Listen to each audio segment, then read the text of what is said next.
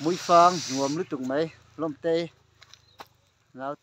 phải lít tục nè thì khi là khen chi lâu bụi lít tục ấn trọ đó nè thì hiện gần cắn dễ là nhỉ lom tê nè nào phải em nè mũi phang mồi húp mà hi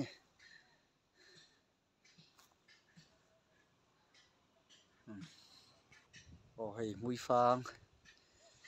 hi anh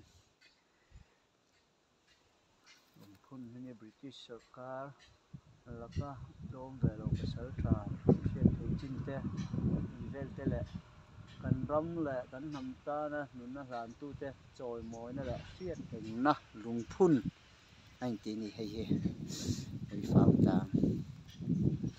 ý thế mồi khóc mà